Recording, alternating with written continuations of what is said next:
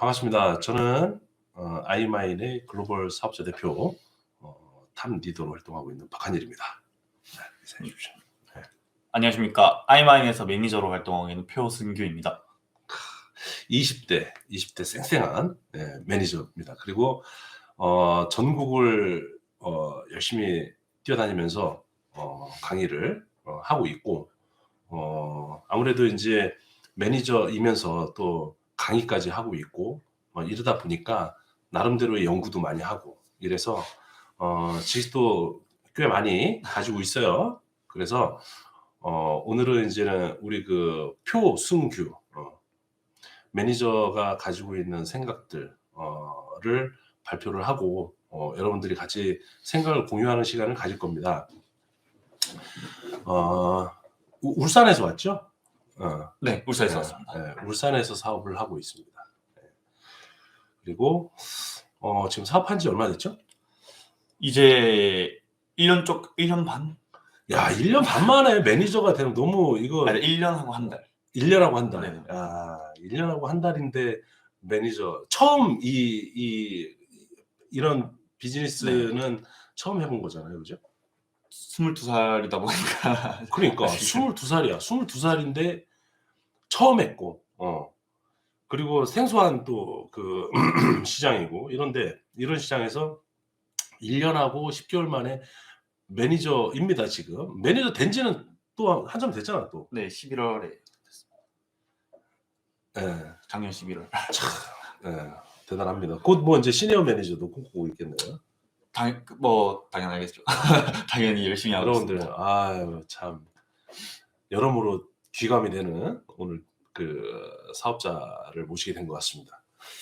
자, 일단은 이제 22살이에요. 22살이고 이제 학교를 졸업한 지 얼마 이제 되지 않았고 대학보다는 이거를 선택을 해서 지금 일을 하고 있고 그다음에 지금 군대를 지원해 놨어요. 빨리 갔다 와야 된다. 그래가지고 조만간에 이제 또 그 군대를 갑니다. 근데 지원을 어디로 했냐면 해병대로 또 했어요. 왜냐하면 제 영향을 좀 받은 것 같아요. 네, 그래서 해병대를 지원해가지고 언제 가죠? 3월 30일. 3월 30일 날 다음 달에 한 달. 그 다음 달 이제 정확하게 한 달 남았는데 한 달 뒤에 이제는 그 해병대를 갔다가 지금 채굴기는 내가 아까 잠깐 얘기 들어보니까 거의 10만 불 가까이 채굴기를 사놨어요 지금. 그리고 2년 동안 군대를 갔다 옵니다. 그리고 매니저예요. 여러분들 앞으로 한 2년 후에 또 엄청난 이제 갑부를 지금 이렇게 엄청난 갑부를 지금 이렇게 여러분들이 직접 보고 계신 거다 이렇게 꿈입니다.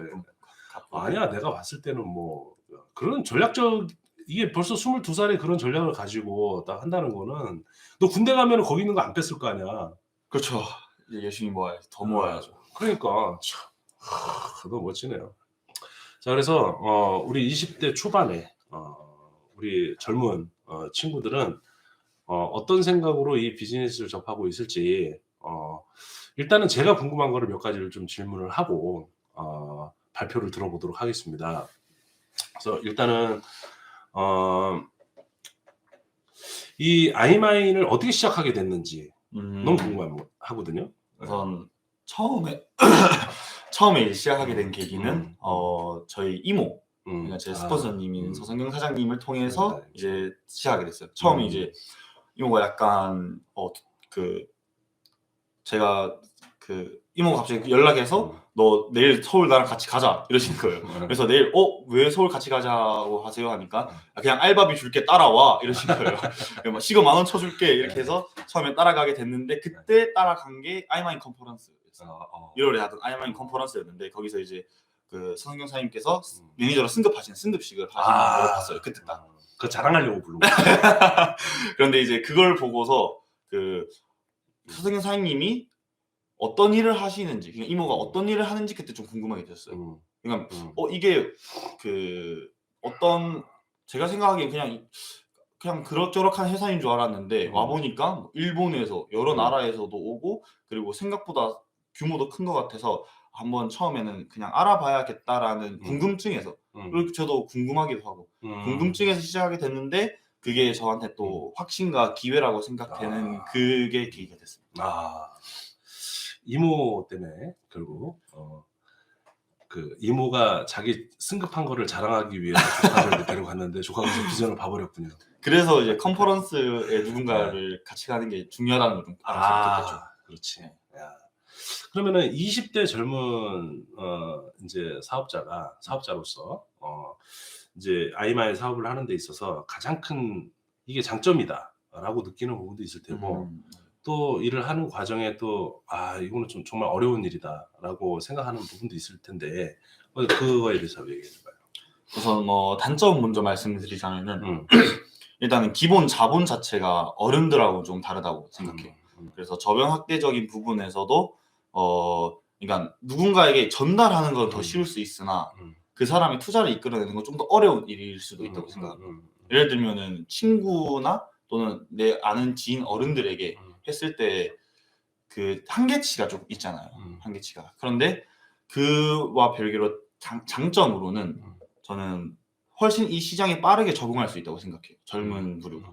그리고 어른들 그러니까 다른 사업가들이 못하는 전산 문제나 그리고 강의나 그리고 내가 더 빠르게 습득하는 것들 그런 점에 있어서는 훨씬 그 메리트가 있다고 생각하고 무엇보다 젊은 만큼 그만큼 체력이 좋다 그런 것도 뭐 하나의 장점이 될 수 있겠죠. 그러네.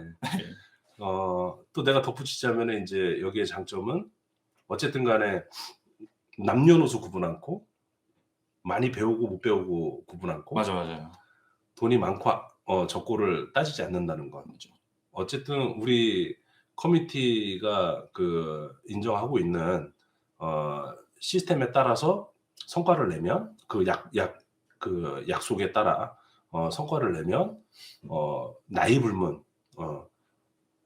인정해 준다는 그렇죠. 거. 맞아요. 그래서 우리 20대 초반 또는 20대 그 젊은 친구들이 어떤 사회생활을 시작을 했을 때 그거를 내가 일을 잘한다고 해가지고 그걸 인정해가지고 정말 진짜 이렇게 대우해주고 예우해주고 이런 데가 사실 없거든. 저도 이런 일은 그런 게 장점이라고 볼 수 있지. 저도 정말 이 일을 하면서 단지 돈을 번다뿐만 아니라 인간관계나 사회생활 그밖에 이제 돈에 대한 공부를 정말 많이 하면서 제가 어딜 가나 항상 말하거든요. 진짜 그 학교에서 6년 동안 배운 거보다 여기 아이마인에서 1년 동안 배운 게 훨씬 많다라고 저는 그거는 나도 공감해.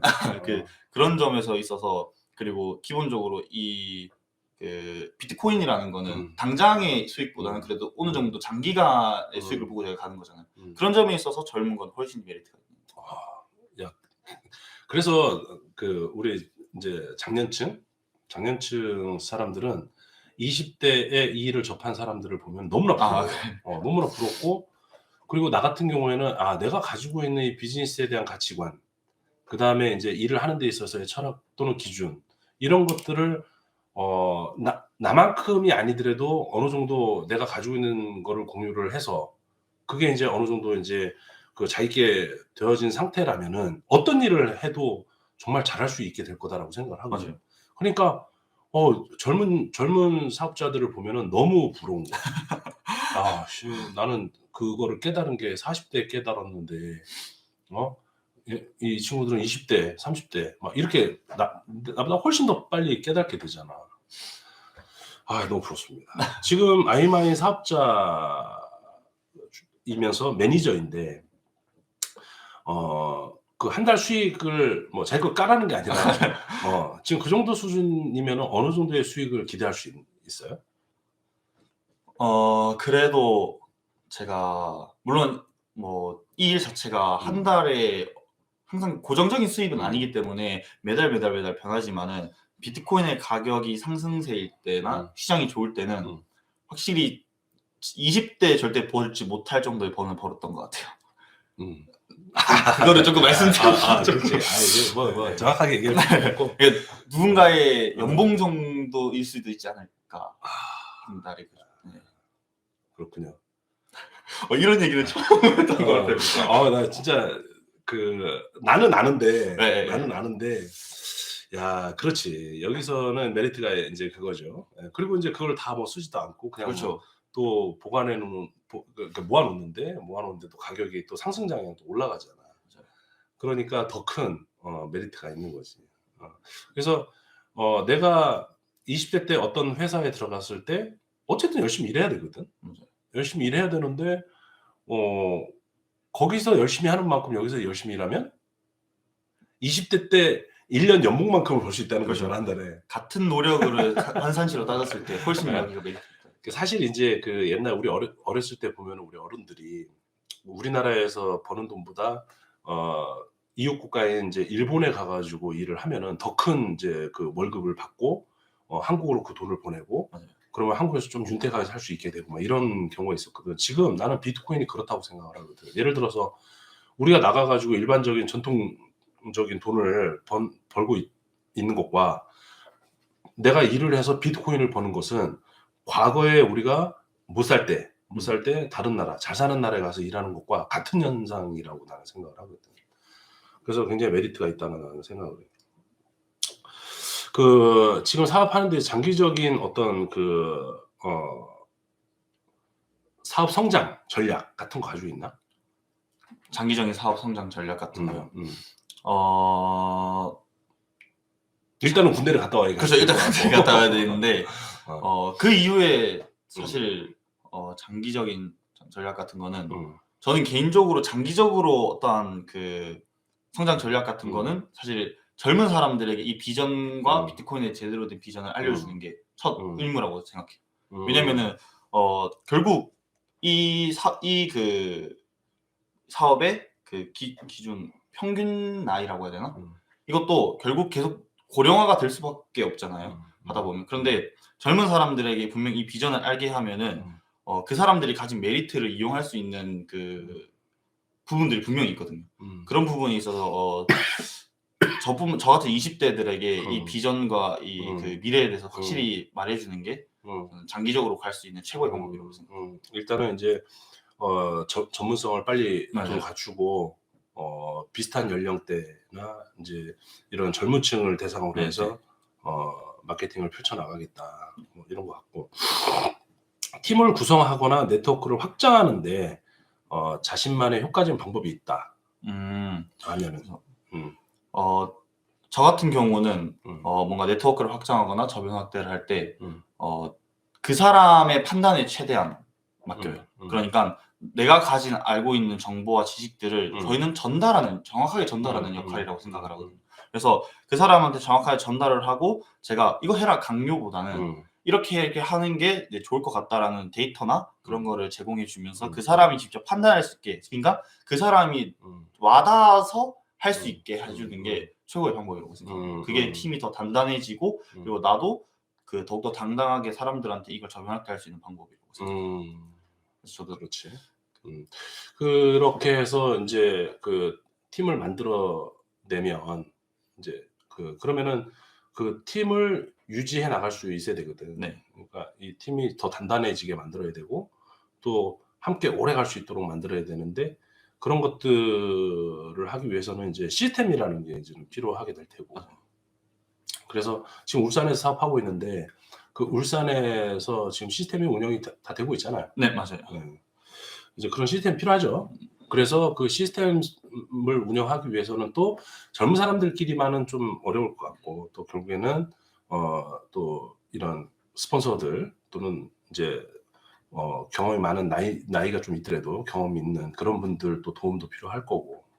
그래서 결과적으로는 인제 이 시스템을 통해 가지고 조직을 인제 단단하게 만들어 나갈 그런 필요도 있고 그런 게 이제 전략적으로 활용해야죠. 그다음에 이제 소셜 같은 거 활용하나요? 소셜 같은 거요?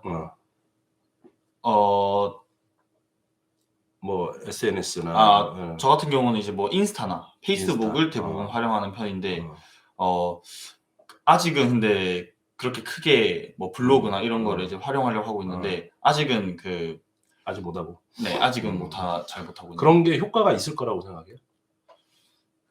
그 인스타나 페이스북은 사실 해봤었는데도 큰 효과가 처음엔 없었던 것 같아요. 그 생각 외로. 그래서 어떤 방식으로 또 이거를 더 효율적으로 홍보할 수 있을까도 계속 저희가 생각해야 하는 숙제라고 생각들고. 그 과거에 이제 내가 그 소셜을 잘 활용했었는데 나는 그거를 이제 거미형 비즈니스 이렇게 표현을 하고 실제로 발로 오프라인에서 뛰어다니는 거를 개미형 비즈니스 이렇게 표현을 하는데 나는 그거를 병행을 해가지고 조직을 구축하고 단단하게 키워갔던 경험이 있어요. 근데 그 거미형 비즈니스가 좋은 점이 뭐냐면 이런 블로그라든가 이런 데다가 글을 올려놓으면 관심 있는 사람들이 뭐 오늘도 볼 수 있고 1년 뒤에도 볼 수 있고 네. 언제든 이제 보게 된다는 거예요. 그래서 그 보게 되고 그 자기가 정말 관심이 있다면은 그때 연락이 온다든가 이러거든요. 그래서 그거는 거미줄 쳐놓듯이 이렇게 이렇게 한다 해가지고 거미형 비즈니스라고 했었던 적이 있어요. 그거를 잘만 활용하면은 또 사업에 도움이 되기도 합니다. 예. 사업을 하면서 가장 어려웠던 순간. 일단은 사업을 하면서 가장 어려웠던 순간 하면은 사실 첫 시작이었던 것 같아요. 아무래도 이 일이 사실 처음부터 돈이 되는 일이 아니잖아요. 조금 처음에는 어느 정도 내가 시스템을 구축하고 나의 그 네트워킹을 구축해야 하는 일이기 때문에 초반부터 막 뛴다고 해서 내 노력보다 생각보다 돈이 안 되는 이런 생각이 들 수도 있어요. 그렇지. 그랬기 때문에 더욱더 이 회사에 대해 이 비트코인에 대해서 확신과 이제 이 비전을 보는 게 중요하다 생각하는 이유가 저 같은 경우도 사실 투잡을 하면서 이 일을 했었어요. 뭐 계속 하다가 뭐 하루는 또 공장을 가서 이런 걸 일을 한다거나 알바를 한다거나 네, 알바를 한다거나 그런 식으로 해서 열심히 했는데 그냥 꾸준히 하다 보니까 어느새 성장이 되더라고요. 그래서 꾸준히 하다 보니까. 그래서 그렇기 때문에 우리가 단지 그 돈을 벌 수 있다 이런 거보다는 비트코인이 왜 중요하고 이 회사가 어떤 비전을 가지고 있는지 전달하는 게 중요한 이유가 거기에 있는 것 같습니다. 내가 이제 가끔 얘기를 하는 게 그 우리 마케팅 구조는 단순해. 그러니까 이 회사의 서비스를 이용하는 순간부터 고객이 되는 거고 고객이지만 회사의 이제 그 방침이 회사의 서비스를 다른 사람에게 소개해 줬을 경우에 소개를 준다. 이래 가지고 우리는 사업 말하자면은 이제 사업자로도 활동을 할 수가 있는 거지. 회사의 서비스가 진짜 맞아요. 사업성이 있다라고 판단이 된다면. 맞아요. 그랬을 경우에 가장 먼저 해야 되는 일이 누가 뭐 해 주는 게 아니야. 고객 확보를 내가 해야 된다는 거지. 맞아요. 어느 정도의 고객 확보가 되고 그들 중에 사업을 하겠다는 사람이 있을 경우에 그들을 내가 가르쳐 줄 수도 있어. 그거를 가르쳐 주라고 회사에서는 또 교육 잘 시키라고 교육 후원 수당도 있잖아. 잘 가르쳐 가지고 성공했을 경우에 로열티도 지급하잖아. 맞아요. 그러니까 이런 거를 어쨌든 잘 활용을 해야 되는데 처음 들어와 가지고 나는 아무것도 하지 않는데 돈이 안 들어온다고 막 이렇게 하는 사람들이 있는데 이거는 성공할 수 없다라고 하는 사람이 있는데 자기를 뒤돌아 봐야 돼. 이거는 릴레이션십 비즈니스. 그야말로 내 평판을 가지고 이 회사의 서비스를 이제는 소개를 하는 일인데 내가 평판이 안 좋으면은 사람들이 내가 소개하는 제품에 관심을 안 갖겠지. 그러나 내가 세상을 잘 살아온 사람이라면 내가 이쑤시개를 갖다가 그냥 저기 중국산 대나무 이쑤시개를 갖다가 이게 최고급 이쑤시개라고 해도 사람들이 믿고 사줄 수가 있는 거지. 물론 그렇게 거짓말하면 안 되겠지만 이럴 정도로 이제 자기 평판을 가지고 해나가는 비즈니스인데 안 된다라고 하는 사람들은 자기 평판이 잘못됐다. 그렇기 때문에 세상을 좀 더 잘 살아야 된다. 이런 생각을 나는 하지. 그래서 공감합니다. 지금 22살이면은 그런 평판이라는 게 사실 크게 작용하지를 않거든. 지금은 만들어가면 되잖아. 그래서 좋지. 근데 우리 나이대가 되면은 벌써 30년을 어떻게 살아온지 거기서 결정이 나는 거야. 그래서 저는 이제 제가 처음 만난 게 이제 아이마이면서 다행이다라는 생각이 들거든요. 그렇지. 네, 그런 게 좀 다행이다. 그래서 지금 이제 그런 거를 지금 깨우치고 나면은 지금 나이가 어리지만 어쨌든 세상을 앞으로 어떻게 살아야겠구나. 정말 진짜 잘 살아야겠구나. 이런 생각 들잖아. 그치? 맞아요. 예, 그게 결국에는 내 자산이다라는 생각을 하게 될 거야. 신규 사업자가 들어왔을 경우에 그 사람들한테 이렇게 실수하지 않도록 이렇게 조언할 수도 있잖아. 어떤 거 조언해 주고 싶어? 간단하게. 이거는 뭐 신규 사업자뿐만 아니라 누구든 해당되는 말이긴 한데 말에 있어서 분명히 나는 힘이 있다라는 거를 이제 생각을 하고 있어야 된다고 생각해요. 그러니까 누군가의 결국 투자를 받는 일인데 그 투자를 받기 위해서 너무 과도하게 과장하거나 또는 뭔가 확신하는 뭔가 확실히 고정수익 이런 단어들은 굉장히 주의해야 하는 부분이라고 생각해요. 그리고 그런 것 때문에 분명히 또 오해가 쌓이고 그 문제가 생기는 경우가 저는 많이 봤단 말이에요. 그래서 야, 1년 만에 그런 걸 기억했어? 대단한데? 그래서 저도 절대 고정수익 이런 말은 절대 안 하거든요. 언제나 변동성이, 왜냐면 변동성이 큰 시장이잖아요. 그렇기 때문에 그런 것도 그래서 그 사람이 직접 판단할 수 있게 우리는 도와주는 서포터의 역할이라고 하는 걸 분명히 신규 사업자뿐만 아니라 누구든 인지해야 하는 부분이에요. 잘 배웠다. 네. 그렇죠. 네, 일단은 이제 우리는 하지 말라는 거는 안 해야 됩니다. 그러니까 법으로 정하고 있는 그런 이제 뭐 유사추신성 발언이라고 하는데 그런 유사추신성 발언이라든가 아니면은 뭐 이렇게 뭐 여러 가지 우리 법으로 하지 말라고 하는 것들은 우리가 룰로 또 정해놓은 것들도 있고 하기 때문에 그런 것들은 절대 해서는 안 된다. 꽤 그러네. 실수하지 않도록 좋은 그러네. 그러니까, 답변으로. 네. 네, 그냥 말이 중요하다. 말이 힘이 있다라는 거를 분명히 인지하고 있어야 된다. 그렇지. 오케이.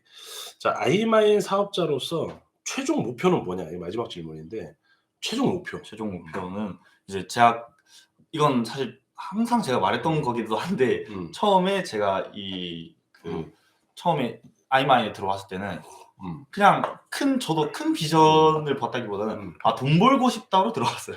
돈 벌고 싶다로 들어왔는데 그때 이제 스파크 팩토리 와서 대표님을 만나서 대표님이 해줬던 얘기 중 하나가 너의 꿈은 프리덤, 너의 마지막 목표는 프리덤이 돼야 된다. 그러니까 경제적 자유든 어떤 그런 자유를 누리는 그런 목표를 가져야 된다고. 균형 잡힌 자유의 삶. 그걸 듣고 저도 머리가 띵하더라고요. 그래서 그 말을 듣고 그때부터 저는 이제 제 목표는 프리덤. 그래서 구체적인 목표는 매니저가 되면 시니어 매니저. 시니어 다음은 당연히 바이스, 그다음에 프레지던트. 이런 식으로 좁혀 나가겠지만 제 목표는 이제 저뿐만 아니라 저 가족 그리고 제 파트너들 그리고 더 나아가 이제 같이 일하시는 모든 분들이 진짜 균형 있는 프리덤을 이제 를 목표로 하는 게 제 목표가 됐어요. 이제 결국에는 이제 그 꿈이라는 거는 균형 잡힌 자유로운 삶을 사는 건데 결국 그런 모든 것들 건강의 자유, 시간의 자유, 뭐 물질적인 자유 모든 자유를 누리기 위해서는 결과적으로는 돈이 필요하고 그래서 돈은 목표인 거고. 맞아요. 그러니까 그 돈을 벌 수 있는 최고의 수단인 아이마인에서 최고 랭크에 도전하고 또 그렇게 해가지고 목표인 또 이제 돈이지 돈을 벌게 되었을 때 결과적으로는 꿈을 이루게 될 것이다라는 생각으로 열심히 아이마인에서 하고 있습니다. 역시 잘 배웠어. 누구한테 배웠어? 잘 배웠다. 네, 여러분들 오늘 제가 궁금한 것들 몇 가지 질문을 했는데요. 여러분들이 궁금할 수 있을 그런 것들을 제가 좀 이렇게 찾아서 질문을 해봤습니다.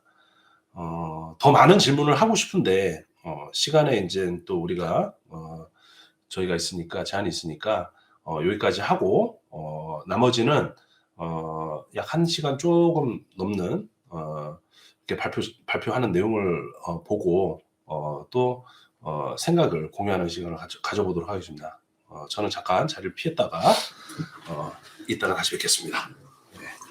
수고해 주십시오.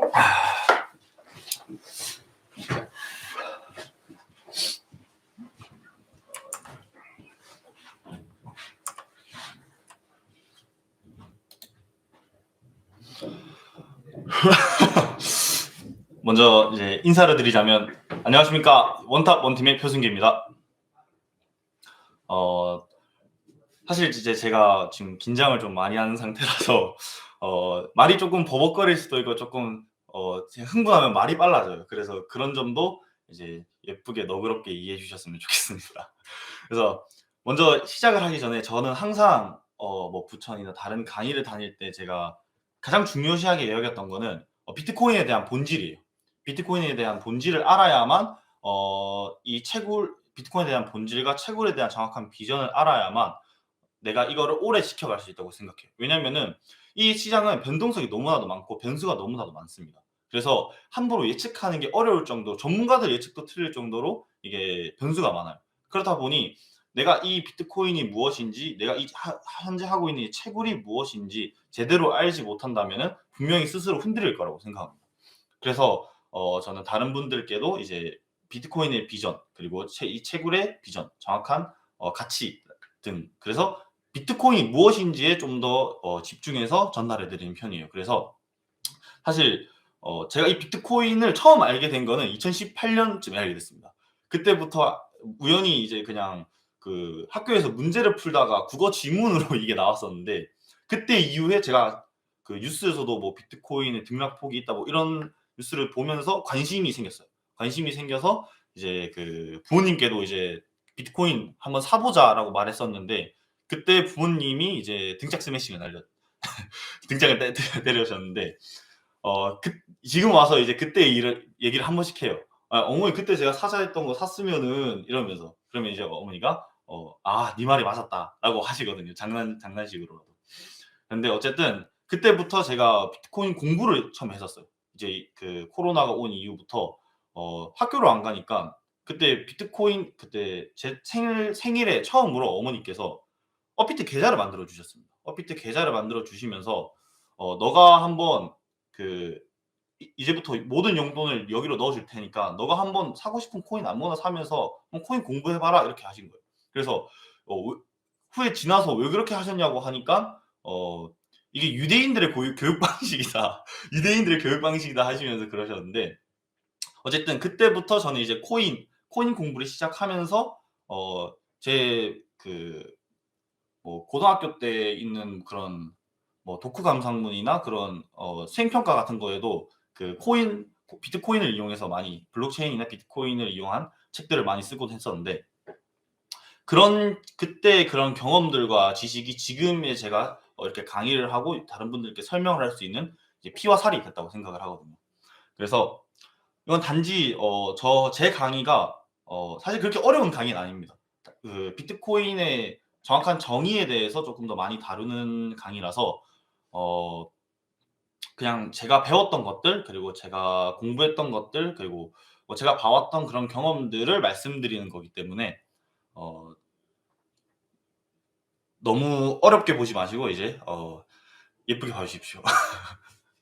그러면 바로 시작해 보겠습니다. 목차를 먼저 말씀드리자면은 저는 이제 비트코인의 탄생 배경과 특성, 그리고 비트코인의 지금 현재 어떤 흐름으로 흘러가고 있는지의 대략적인, 그리고 비트코인의 채굴이 얼마나 중요한지, 비트코인에 있어서 채굴이 얼마나 중요한지, 그리고 이 채굴을 하는 회사는 어떤 회사가 있는지 여러분들께 말씀드리려고 해요.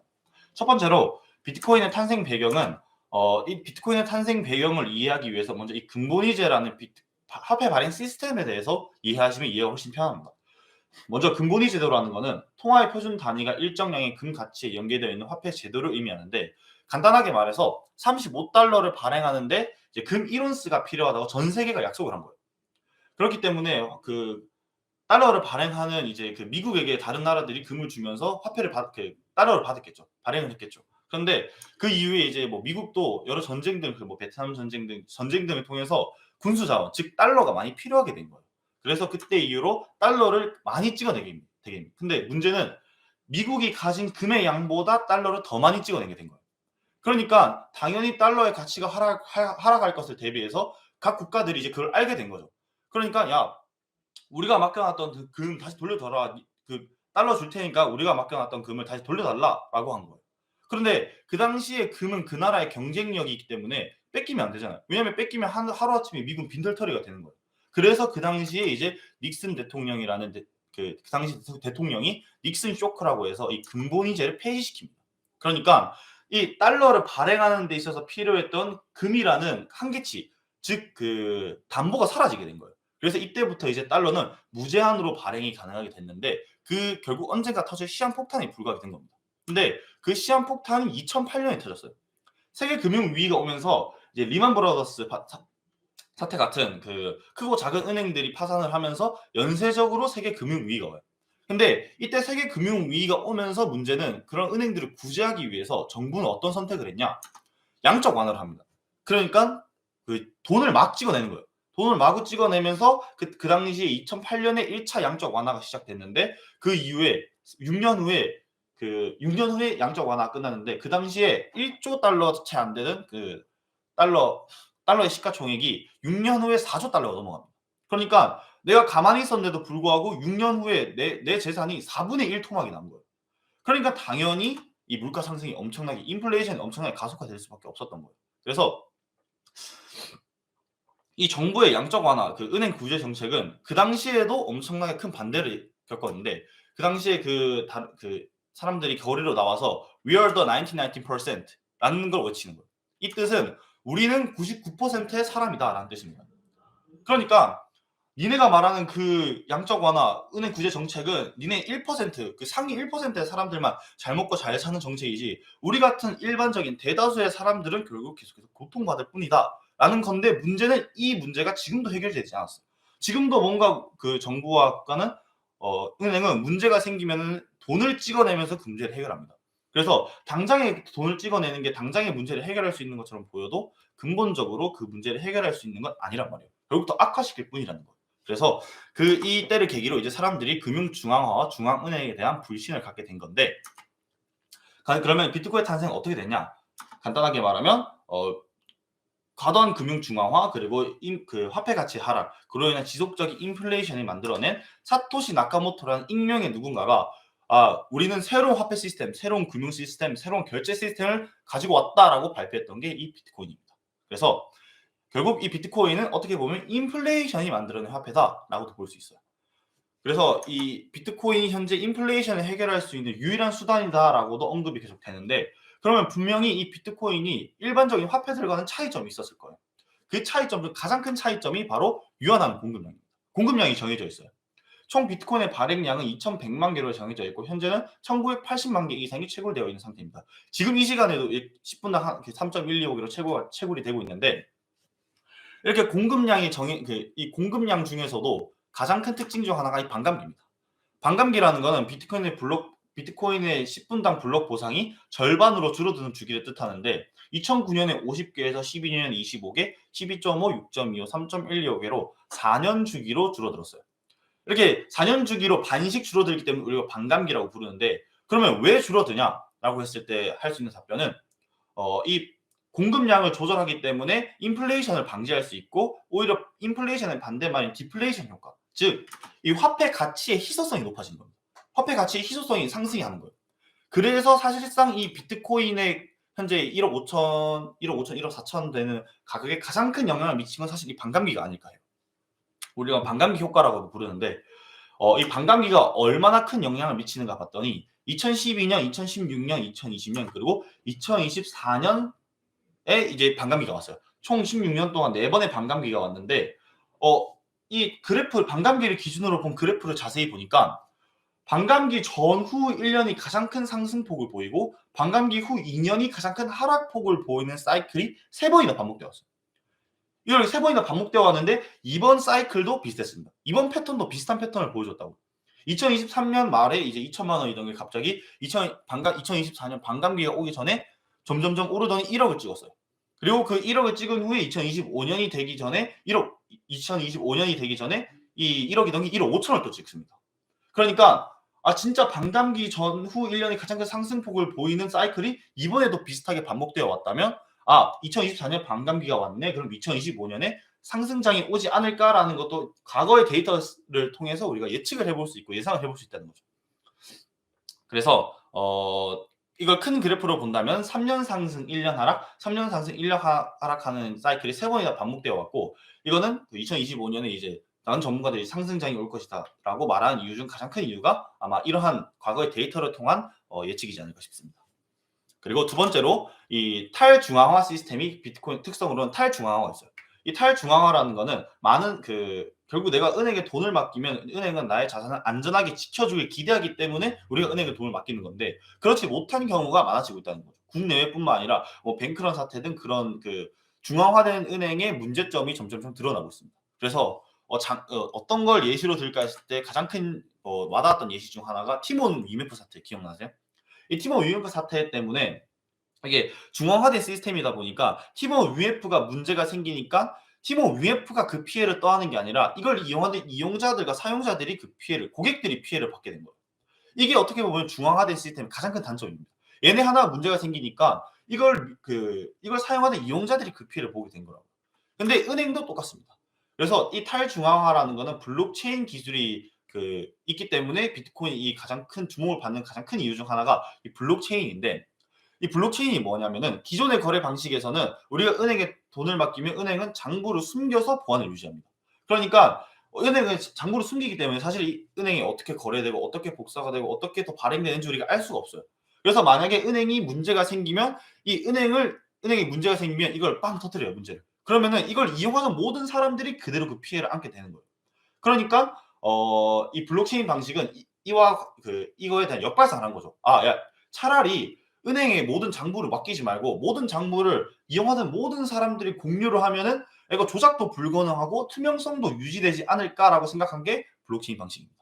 그래서 간단하게 말해서 기존의 거래 방식은 중앙화된, 그리고 블록체인 방식은 탈중앙화된 거래 방식인 거죠.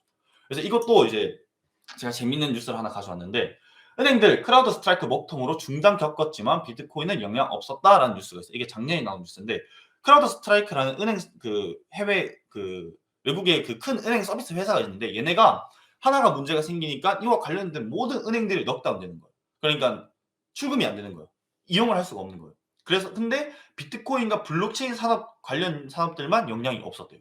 왜냐하면 탈중앙화가 돼 있으니까 그 중앙화된 어떤 문제가 생겨도 그들 스스로 이 문제를 타개할 수 있는 방법이 있는 거죠.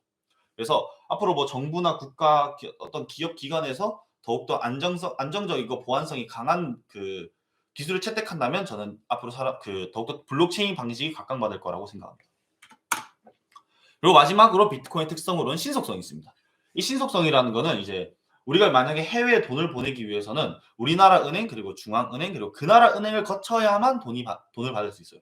근데 우리나라 은행 거치고 중앙은행 거치고 그 나라 은행을 거치다 보니 과정도 복잡하고 시간도 오래 걸리고 그리고 수수료도 많이 발생을 하는 거예요. 그런데 비트코인은 P2P 거래이기 때문에 개인과 개인 간의 거래입니다. 그러니까 이러한 과정이 다 생략이 되기 때문에 수수료도 굉장히 싸고 시간도 훨씬 빠른 거죠. 그래서 현재 해외 송금 시장에 엄청나게 많은 부분이 현재 스테이블 코인과 비트코인으로 무역 거래가 진행되고 있고요. 그리고 이제 뭐 벤클리 대 등 그런 텍사스 오스틴 대나 이런 글로벌한 그런 대학에서도 이제 기부금으로 암호화폐를 받는 등 그러한 태세인데, 근데 이 신속성에서도 사실 비트코인 비관론자들이 가장 말하는 것 중에 하나가 비트코인 이거 그래 대금을 거래하기에는 유용하나 작은 금액을 거래하기에는 한계가 있는 거 아니냐. 아니 이거 최소 10분이라는 최소 10분 뒤에 거래가 되고 이런 거 이거 사람들 그렇게 해서 안 쓴다라고 하는 게 사실 비트코인의 한계였어요. 첫 번째 한계였는데, 근데 이러한 한계를 보완한 새로운 기술이 나타납니다. 그러니까 비트코인을 이용한 접목한 새로운 기술이 나타난 거죠. 그게 라이트닝 네트워크라는 기술인데, 이건 비트코인의 거래 속도를 해결해서 엄청 빠른 속도의 거래, 즉 소금액도 거래가 가능하게 한 기술이에요. 이게 얼마나 빠른지 한번 보실게요. 이게 제가 실제로 이제 울산에 있는 닭 칼국수 집에서 촬영했던 영상인데 한번 보실게요. 이 영상이라 소리가 안 나긴 하는데, 가게 사장님이 어느 정도 우리나라 돈으로 결제를 하면은 그러면 0.000 몇 개 이렇게 비트코인이 갑니다. 자동 환율 계산돼서. 그래서 이거 저 실제로 저거든요. 실제로 제가 있는데, 그러니까 방금 보셨다시피 엄청나게 빨라요. 생각보다 엄청나게 빠릅니다. 저도 직접 가서 해보니까 엄청 생각보다 너무 빨라서 놀랐어요. 그래서 이게 얼마 나왔다 하면은 자동으로 그게 0.000 몇 개가 비트코인으로 계산이 돼서 그 사람한테 바로 싸집니다. 그러니까 제가 이 사장님께 물어봤어요. 왜 비트코인을 모으세요? 하니까 실제로 책을 굉장히 많이 읽으셔서 내가 비트코인을 모을 수 있는 방법이 뭐가 있을까 해서 내가 가게를 하니까 비트코인을 결제를 받자 해서 비트코인 결제를 받고, 그러면서 이제 현재 이 비트코인으로 받은 모든 결제 금액을 계속 모아둔다고 하시더라고요. 그래서 이 당시에 제가 8천만 원대 결제를 했거든요. 한 6만 원 정도를. 그럼 지금은 2배 정도 거의 2배 올랐겠네요. 그러니까 이런 점 때문에 이제 여러 가게 그 비트코인 결제 가맹점이 늘어나고 있는 이유죠. 그래서 얼마나 빠른가 봤더니 실제로 비자보다도 훨씬 빠릅니다. 이 빨간색 부분이 이게 이제 비자인데 비자보다도 1660배 빨라요. 실제로 우리가 해외에서 비자로 카드를 결제하면은 한 4, 5일 있다 돈이 들어와요. 그런데 아까 봤듯이 라이팅 네트워크는 거의 바로 들어옵니다. 사실상 몇 초 안 걸려요. 그러면은 당연히 한 4, 5일 있다 돈 받는 게 좋으세요? 바로 돈 받는 게 좋으세요? 하면은 당연히 사람들은 바로 받는 게 좋을 거예요. 그리고 사람들은 결국 빠르고 편한 걸 선호하게 돼 있습니다. 그래서 이 QR 코드로 들어가시면은 라이팅 네트워크가 무엇인지 이런 더 자세한 내용도 여러분들이 확인이 가능합니다. 그래서 아까 제가 썼던 그 앱은 월렛 오브 사토시라는 앱이고요. 그 전 세계적으로 가장 많이 사용하는 건 현재 스트라이크라는 앱이에요.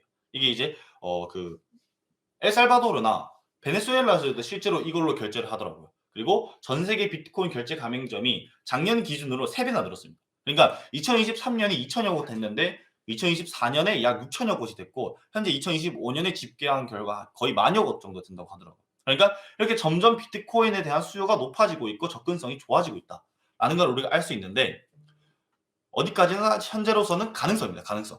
그러면은 사람들이 물어봐요. 비트코인의 구체적인 그럼 역할이 어떻게 되냐? 진짜 사람들이 이거를 현재 우리 원화 쓰듯이 비트코인을 쓰냐라고 말한다면 저는 반은 맞다고 할 거예요. 왜냐? 비트코인의 현재 구체적인 역할은 새로운 화폐의 담보물로서의 역할을 할 겁니다.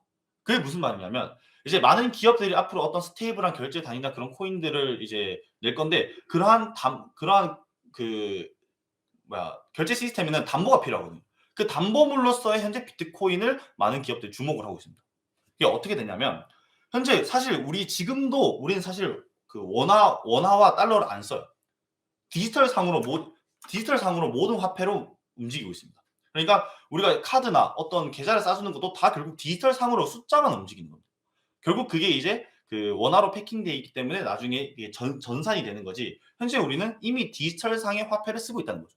근데 이제 애플이나 삼성 같은 경우에도 이러한 그 스테이블한 코인들을 받아들이고 얘네가 발표를 했을 때는 엄청 빠른 속도로 확산이 될 거예요. 왜냐하면 이미 애플과 삼성을 쓰는 사람들이 너무나도 많기 때문에 이러한 스테이블한 결제 단위가 생겼다. 애플과 삼성만의 그런 스테이블한 결제 단위 생겼다라고 한다면은 엄청 빠른 속도로 확산이 될 겁니다. 근데 이 애플과 삼성에도 한 가지 숙제가 있습니다. 그게 뭐냐면은 약 200개국의 통화 장벽을 해결하는 게 현재 숙제예요. 예를 들어 애플페이 같은 경우에는 그 달러에 패킹이 돼 있으니까 우리나라에서 못 쓰는 곳도 많고 그리고 삼성 같은 경우에서도 이제 우리나라에 원화가 패킹돼 있고 그리고 만약에 일본 가서 하려면 그 일본의 엔화와 패킹을 해야 되니까 그 200개국의 통화 장벽을 해결하는 게 쉽지 않은 문제인 거예요. 그래서 이러한 그 기업들은 결국에 근본적으로 근본이체를 추구할 수밖에 없어요. 근데 금의 가장 큰 단점은 그 실물 보유가 너무 어렵습니다. 그리고 보관과 이동도 너무 어렵고요. 그런데 그에 비해 비트코인은 훨씬 실물 보유가 쉽죠. 그래서 앞으로 비트코인이 금을 대체할 거란 이런 이유 때문에 금을 대체할 거라고 하는 겁니다. 그래서 이제 비트코인이 뭐 금의 시가총액을 뛰어넘을 거다 이러는 거는 현재 사실 비트코이너들에게는 거의 상식으로 작용하는 개념이고요. 이 비트코인이 금을 대체할 것이라고 말하는 큰 이유 중에 이러한 이유도 있는 거죠. 그래서 앞으로 새로운 화폐 담보물로서의 비트코인이 그 역할을 하지 않을까라는 건데 그러면은 근본적으로 우리가 알아야 될 거 아니에요. 비트코인이 왜 이렇게 중요한 거야? 비트코인을 왜 전 세계에서 이렇게까지 모으려고 하는 거야? 라고 하면은 저는 현재 화폐 시스템이 문제가 있기 때문이라고 할 거예요. 왜냐면 아까 앞에서 말씀드렸듯이 달러, 원화, 엔화 그 어떠한 화폐도 현재 정해져 있지 않아요. 계속해서 발행을 한단 말이에요. 그렇기 때문에 이 인플레이션이라는 문제 때문에 그 골치가 아픈 거잖아. 근데 대부분의 사람들이 인플레이션이 물가 상승 위험하지, 인플레이션 심각하지 라고만 알지 얼마나 심각한지 구체적으로 모릅니다. 그래서 이게 얼마나 심각한지 말씀드리자면 먼저 코로나 이후에 큰 경제 위기를 겪었어요. 전 세계적으로 경제 위기를 겪었는데 이때 미국도 경제 위기를 겪으니까 달러를 엄청나게 찍어내는 거예요. 일단 이 문제를 최대한 바로 해결해야 되니까. 그래서 실제로 2020년 이후에 달러 발행률이 엄청나게 치솟았습니다. 근데 그 규모가 약 7조 달러예요. 7조 달러.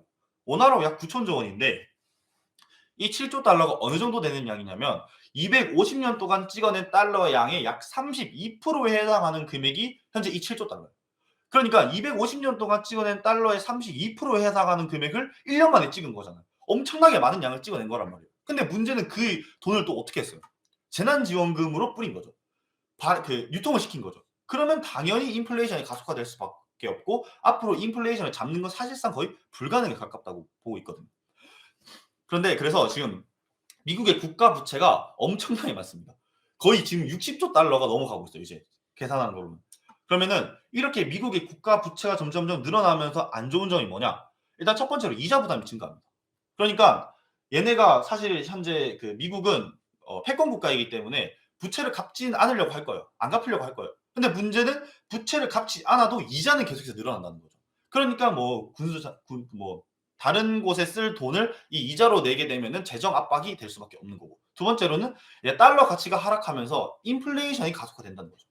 부채가 증가하고 달러 공급이 증가하면 부채가 증가하면서 달러 공급이 증가하면 당연히 화폐 가치가 또 하락을 하고 그러므로 국가 부채가 많아지면은 인플레이션을 막기 위한 금리 인상을 해야 되는데 금리 인상도 문제가 많죠. 이것도 이제 반대하는 사람들이 많아요. 그렇기 때문에 쉽지가 않는 거죠. 그리고 세 번째로 사실 이게 가장 현재 미국이 비트코인을 이제 받아들이려 하는 가장 큰 이유인데 신용도가 지속적으로 하락하면서 탈달러 국가들이 굉장히 대거로 등장합니다. 미국이 이제 부채를 갚지 않고 계속 돈을 찍어내면은 다른 나라들이 이 달러 의존도를 분명히 줄이려고 할 거예요. 그리고 왜냐하면은 현재 미국은 패권 국가이다 보니까 거의 전 세계 경제를 주무르는 국가잖아요. 그런데 그렇기 때문에 러시아나 중국 이런 나라들이 뭘 하려고 하면은 못하게 막아버리는 거예요. 그 달러를 쓰는 즉시 바로 그 미국의 포위망 안에 있는 거니까. 그래서 그런 국가들이 와 미국 너무 깡패다. 너무 아무것도 못하게 한다. 차라리 여기 탈달러 하자. 달러 쓰지 말자라고 하는 거예요. 뭐 러시아나 중국, 브라질 이런 나라들이. 그래서 그러한 것도 이제 미국이 현재 위협이 되고 있는데 그러면은 그러면 기축통화로 현재 이 그 달러를 밀어내고 비트코인을 채택한다는 소리야? 그건 아닙니다. 제 생각입니다. 미국은 이 패권을 절대 포기하지 않으려 할 거예요. 제가 미국이라도 이 어떤 수를 써서라도 패권을 포기하지 않으려고 할 겁니다. 그런데 얘네가 패권을 포기하기 싫다고 한들 다른 나라들이 탈달러를 하게 되면은 얘는 자연스럽게 영향력이 약화될 수밖에 없어요. 그러면 미국의 현재 이 달러의 그 신용도가 낮아지게 된 계기를 먼저 보자면 아까 앞서 말씀드렸듯이 원래 미국은 근본위즈였어요. 금에 패킹되는 달러였는데 이 근본위즈가 깨진 다음에 화폐 가치, 달러 가치가 엄청나게 하락을 합니다. 그러니까 미국도 위기를 느끼니까 바로 사우디로 날아가서 석유 본위즈, 석유와 달러를 패킹해요. 왜냐면 결국 사람들이 석유에 대한 수요가 늘어나면은 석유를 거래하는데 무조건 달러로 결제하라. 달러로 써라 이렇게 약속을 한 겁니다. 그러니까 수요가 많은 이 석유를 통해서 달러가 자연스럽게 수요가 늘어나고 달러의 수요가 자연스럽게 늘어나고 그러면서 자연스럽게 패권 국가가 된 건데 문제는 이 석유의 영향력도 점차 하락을 하고 있어요. 그러니까 그리고 이 중국과 러시아 같은 경우에도 이제 이 미국의 이 틈새 시장을 노린다든지 그런 국가들이 많아지고 있는데 이미 석유도 대체 자원이 굉장히 많아지고 있습니다. 전기도, 원자력, 천연가스, 신재생 에너지 등 다른 대체 자원이 많아지고 있는데 물론 대체 자원이 생긴다고 해서 석유를 안 쓸 건 아니죠. 석유를 안 쓸 건 아닌데 확실히 이 석유의 영향력이 하락하고 있다는 건 사실입니다. 그래서 이 석유의 영향력도 하락하고 달러 자체 앞서 말씀드렸던 달러의 신용도도 같이 하락을 하면서 결국 이제 미국 입장에서는 새로운 현재 돌파구가 필요한 상황이 된 거예요. 새로운 돌파구. 우리가 금 패킹이 끝나고 석유를 패킹했듯이 새로운 돌파구가 현재 필요한데 그 현재 새로운 돌파구로서 계속 비트코인을 언급하고 있는 거죠. 왜냐면은 이제 러시아와 중국도 사실 계속해서 탈달러를 외치던 국가였어요. 그래서 얘네가 금을 엄청나게 많이 모아놨어요. 근데 미국이 그 금을 다 가지고 오려니까 너무나도 많은 돈이 드는 거예요. 그래서 야 차라리 그냥 이 금을 이 금에서 비트코인으로 전환시켜 버리자. 그러니까 게임 체인저를 해버리자라고 한 거예요. 이게 미국이 굉장히 잘하는 거거든요. 그래서 이 이후에 계속해서 이제 그렇게 되면은 당연히 이제 중국과 러시아는 그냥 금이 아니라 쇳덩어리를 모은 셈이 되는 거니까 이걸 노리고 현재 미국이 계속해서 비트코인을 밀고 있는 게 아닌가라는 추측도 있고 그리고 결국 이 비트코인이 주는 영향력이 엄청납니다. 다른 솔루션들이 많아요. 그게 첫 번째로는 이제 부채 위기 시에 비트코인을 이용한 새로운 금융 안전 전략을 또 만들 수 있겠죠. 그러니까 비트코인 기반 채권을 발행하면서 전 세계 비트코인 투자자들이 미 국채를 사는 새로운 시장이 또 열릴 수 있는 그런 가능성도 있고요. 그리고 이 디지털 금이라는 건 사실 금이라는 건 예전부터 이제 그 경제 위기 때마다 안전자산 역할을 해왔어요. 근데 금은 아까 앞서 말씀드렸듯이 실물 보유, 이동과 보관이 어렵습니다. 그래서 그에 비해 비트코인은 훨씬 효율적인 거죠. 미국이 봤을 때. 그래서 정리하자면 미국이 현재 비트코인을 받아들이는 건 단순한 디지털 자산 인정이 아니라 부채 문제, 그리고 금융 혁신, 그리고 새로운 투자 패권 유지 등의 전략적 목적이 있을 거라고 이제 보여지고 있는 거죠. 아니, 저는 그렇게 보고 있기 때문에 앞으로 이 패권을 간단히 정리하자면 이제 패권을 유지하기 위해서 미국은 비트코인이라는 그 새로운 돌파구를 맞이할 것이다. 그래서 유명한 말 중 하나가 미국이 선택할 수 있는 최악의 선택지 중 최고의 선택지는 현재 비트코인이다라는 말이 있거든요. 그게 맞는 거죠. 그래서 저는 이런 비트코인의 흐름을 파악하는 게 굉장히 중요하다고 생각하는 사람이에요. 왜냐면은 비트코인 시장이라는 것 자체가 변동성이 크고 변수가 많은 시장이다 보니까 계속해서 이 비트코인이 어떤 흐름을 가져가는지 파악하는 게 우리 같은 비트코이너들에 있어서는 중요한 부분인데, 먼저 이 비트코인에 어떻게 자본이 이 비트코인을 흐르고 있나를 파악하려면은 간단합니다. 시가총액을 보면 되겠죠. 시가총액이 현재 비트코인이 약 2조 달러로 넘어가고 있는데 이 2조 달러의 규모가 현재 우리나라 GDP를 이미 넘어섰어요.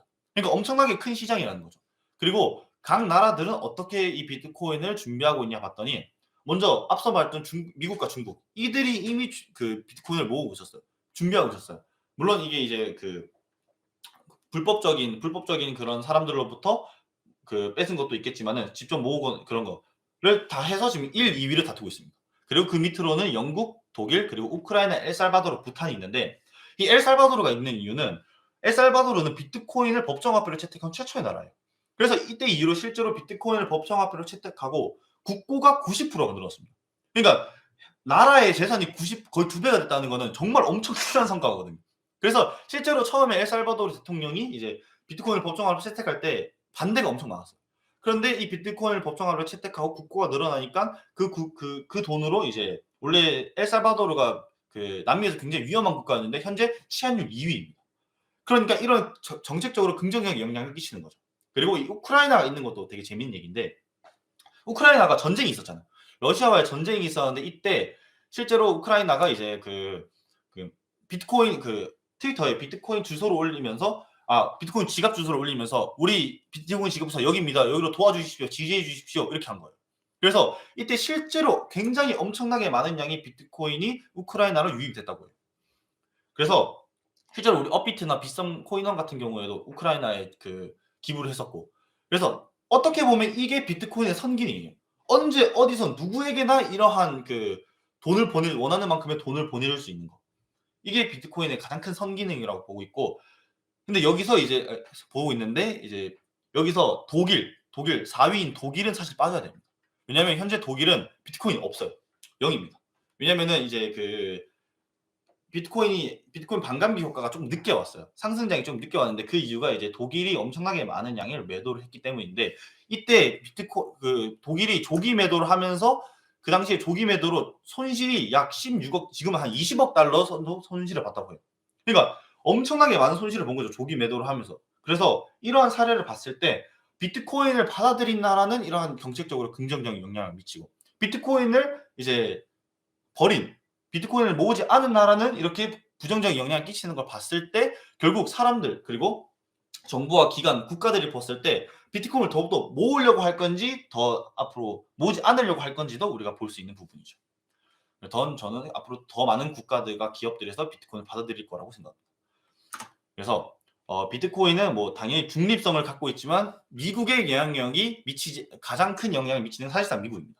그래서 이번에 트럼프가 되면서 비트코인이 엄청 상승을 하면서 트럼프가 이제 비트코인 대통령이다라고도 하는데, 물론 트럼프는 이제 비트코인 시장에 있어서 긍정적인 영향과 부정적인 영향 둘 다 끼치는 거의 아이콘 같은 인물이 됐어요, 이미. 그런데 이제 트럼프의 암호화폐 공약을 11가지가 트럼프가 이제 암호화폐 공약을 11가지나 내세웠는데, 이 중에 저는 이제 아마 지금 현재 5가지 정도는 현재 구축 중이라고 생각합니다. 먼저 첫 번째로 취임 첫날 게리 겐슬러 미 증권위원회 즉 SEC의 위원장을 해임하겠다 했는데, 이거는 거의 취임 되기 전에도 한 걸로 알고 있거든요. 네, 게리 겐슬러를 이제 해임하고 그 자리에 이제 암호화폐 친암호화폐적인 사람을 앉혔고, 그리고 두 번째로 국가전력 준비자산으로 비트코인을 비축하겠다 했는데 이거는 이제 현재 원래는 전략 준비자산이었는데 현재는 디지털 자산 비축으로 이름이 좀 바뀌었습니다. 그래서 조금 완화가 되긴 했는데 결국에 비트코인을 계속해서 모으는 그 전략을 가지고 있다, 미국은. 그렇게 보시면 될 것 같고, 그리고 세 번째로는 미국 정부가 보유한 이 비트코인을 매도하지 않기. 사실 이거는 쉽습니다. 그냥 가만히 두면 돼요. 비트코인 가만히 두면 되니까. 그리고 네 번째로 비트코인 채굴업 지원입니다. 이거는 채굴업 지원을 왜 그 트럼프가 이렇게 열심히 하냐 봤더니 그것도 이유가 있더라고요. 먼저 이 채굴업을 지원하는 이유 중에 가장 큰 건 당연히 비트코인을 모으려고 하는 거겠지만은 이 채굴업을 지원함으로써 에너지 정책에도 영향을 끼쳐요. 왜냐면은 채굴업은 24시간 채굴이 돌아갑니다. 그런데 보통 우리가 발전기에 설치하면은 발전기가 24시간 내내 돌아가는 게 아니에요. 왜냐면은 그 중에서도 우리 한전 같은 경우에서도 한 20%의 발전기만 현재 돌아가고 있거든요. 나머지 80%는 그냥 쉬고 있는 거예요. 왜냐면은 그 경제학적으로 봤을 때도 실제로 그 잉여 전기나 잔여 전기가 남는 게 굉장히 큰 손해라고 합니다. 그래서 계속해서 이 그 발전기를 돌리는 게 중요한데 그 돌리는 24시간 발전기를 돌리는데 가장 큰 기여를 하는 게 현재 채굴업이에요. 그래서 실제로 현재 텍사스에서 원래 전기난이 있었습니다. 전기난이 있었는데 지금 채굴업 텍사스에서 채굴업으로 거의 1위를 찍고 있죠, 지금 텍사스가. 그러면서 엄청나게 많은 전기 발전소들이 거기 지어지면서 다른 셀가스 지지층도 트럼프를 지지하고, 그러면서 이제 에너지 정책에도 영향을 끼치고 계속해서 발전기가 돌아가면서 그 전기가 부족하지 않은 다른 도시로도 공급을 해줄 수 있는 그런 긍정적인 영향이 또 끼치는 거죠. 그리고 마지막으로 암호화폐 규제 완화. 이게 이제 현재 사실 미국도 암호화폐에서 가장 다른 나라에 비해서 암호화폐에 대해서 이제 친화적이라고 하더라도 아직도 SEC에서는 조금 강경해요. 근데 그 트럼프가 대통령이 되자마자 그 SAB 112라는 법을 폐지했습니다. 그게 무슨 법이냐면은 이제 그 비트코인을 자산으로서 인정을 안 해주는 거예요. 비트코인은 자산이 아닌 부채와 빚이다. 부채 또는 빚이다라고 하는 겁니다. 왜냐면은 미국은 뭐 요트나 땅, 집 엄청 거의 대부분을 담보로서 받는데 이 비트코인을 못 받는 거예요. 근데 골드만삭스 같은 그런 큰 금융기관에서도 사실 이 비트코인을 받고 싶거든요. 받고 싶고, 그리고 개인도 자기가 가지고 있는 것보다는 큰 금융기관에 맡기는 게 오히려 이 보관이 더 쉬울 수도 있어요. 이번에 뭐 바이비트 사건 같은 것도 사실 비트코인도 보관하는 거에 대해서 되게 중요하게 봐야 될 문제거든요. 그런데 이 법 때문에 못 하고 있는 거였어요. 근데 이 법을 폐지하자마자 엄청나게 많은 비트코인이 금융기관으로 유입이 됐어요. 왜냐면 이제 이거를 비트코인도 이제 자산으로서 인정을 받으면서 이것도 이제 우리가 받아줄게, 뭐 그런 큰 금융기관 우리 비트코인 받아준다, 비트코인 받아요 하니까 엄청나게 많은 비트코인이 이제 금융기관으로 흘러 들어갔는데, 이게 어떻게 보면 그럼으로써 근데 그런 기관들이 결국 미국 기업들이거든요. 그래서 현재 지금 직간접적으로 미국이 보유하고 있는 비트코인 개수가 약 500만 개 정도 된다고 해요. 그러니까 어떻게 보면은 트럼프가 사실 비트코인을 더욱더 많이 모으기 위해서 이러한 암호화폐 규제를 완화하는 것도 여기 있지 않을까라는 것도 저는 그렇게 생각을 하고요. 그리고 이제 관세 문제. 관세는 사실 아직 정확하게 발표한 건 없지만은 아마 세금을 줄이거나 없애려고 할 겁니다. 왜냐면은 트럼프도 지금 현재 비트코인에 세금을 묻는 걸 굉장히 불공평하다고 생각하고 있어요. 왜냐면은 우리가 원화나 엔화, 달러를 가지고 있는데 이 달러가 오른다고 해서 세금을 내진 않거든요. 그런데 비트코인도 똑같은 화폐인데 왜 이거에 대해서 세금을 내야 되냐라고 생각을 하고 있고, 그러니까 비트코인을 다른 화폐와 똑같은 시선에서 똑같은 관점에서 바라보고 있는 거죠. 그래서 이 사람이 생각보다 비트코인에 대해서 되게 빠삭하고 똑똑하구나 라는 것도 이러한 문맥을 통해 좀 알 수 있었던 것 같습니다. 그래서 이제 비트코인의 흐름을 파악하는 데 있어서 사실 미국이 굉장히 큰 영향을 미치기 때문에 미국이 현재 어떤 흐름으로 갈 건지 대략적으로 한번 쭉 봤고요. 미국이 이렇게 하면 또 러시아가 가만히 안 있죠. 러시아는 지금 현재 채굴 합법화법을 하면서 러시아에서도 채굴이 엄청나게 많이 하고 있어요. 그리고 러시아는 실제로 국제 무역에 암호화폐 비트코인을 엄청나게 사용합니다. 그리고 실제로 브릭스라고 해서 브라질, 러시아, 인도, 차이나 그리고 중앙아프리카 공화국 등 그런 그 약 9개국 정도가 모여서 이제 그 우리 야 탈달러에 우리 달러 쓰지 마 무역에서 비트코인 쓰자라고 한 거예요. 그럼 실제로 비트코인 쓰고 있습니다 얘네. 이런 것도 이제 우리가 볼 수 있고 엘살바도르나 이제 뭐 아르헨티나 그리고 중앙아프리카 공화국은 실제로 비트코인 법정화폐를 채택한 두 번째 나라. 그리고 브라질 같은 경우도 현재 탈달러를 탈달러를 외치는 국가 중 한 국가로서 비트코인을 굉장히 지지하고 있습니다. 그리고 이제 노르웨이 국민은 현재 1인당 약 27달러의 비트코인을 간접 보유하고 있다고 하는데 이게 그 국부 펀드를 이용해서 간접적으로 보유하고 있다고 하는데 현재는 약 50달러 정도 된다고 하더라고요.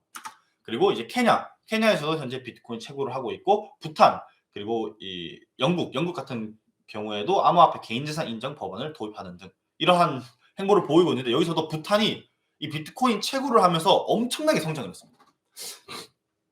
원래 부탄이 이 수력 자원으로서 이 잔여 전기가 많이 남았어요. 그래서 이 전기로 채굴업을 하면은 좋겠다 해서 채굴업을 들어갔는데 이게 그 상승장이랑 맞물리면서 채굴업이 엄청나게 활발해진 거예요.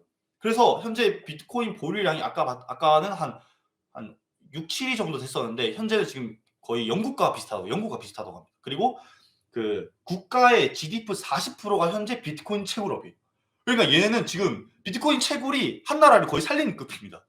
그래서 이런 점도 이제 비트코인 채굴이나 비트코인이 각 국가에 주는 긍정적 영향도 이런 걸로 우리가 확인할 수 있는데 그러면은 각 국가들이 대략 비트코인을 수용하는 이유가 있을 거 아니에요.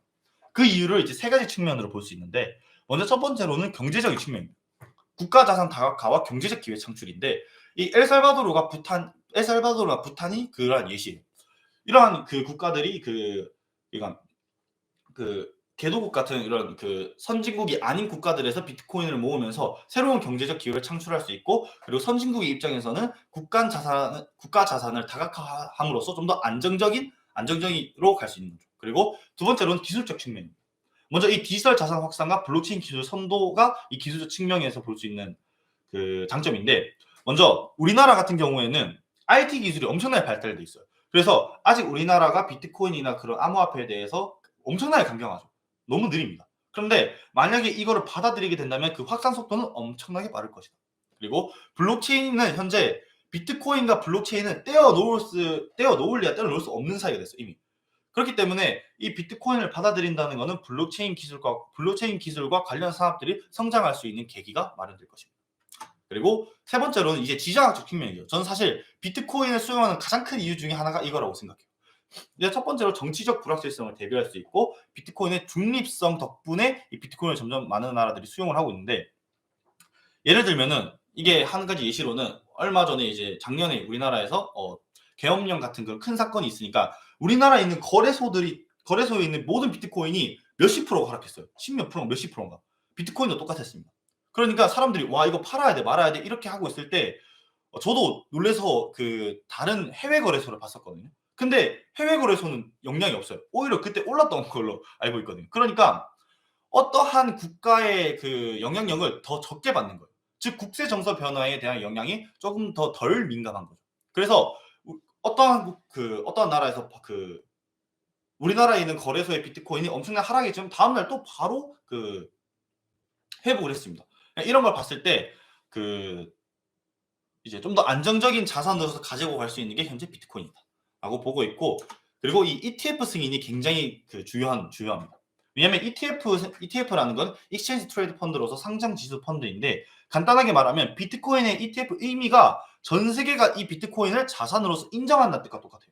그러니까 이제 어떤 국가와 기업의 포트폴리오에 비트코인이 6% 차지한다는 겁니다. 이거를 뭘 보고 우리가 확실하게 알 수 있냐면은 현재 전 세계 암호화폐 거래소에 있는 비트코인의 비트코인의 보유량이 엄청나게 하락을 했어요. ETF 이후에. 실제로 2024년 초에 ETF 승인이 났는데 이때 이후로 지금 거래소에 비트코인이 점점 사라지고 있어. 없어지고 있어. 그럼 이게 다 어디로 가냐? 개인 지갑으로 나가는.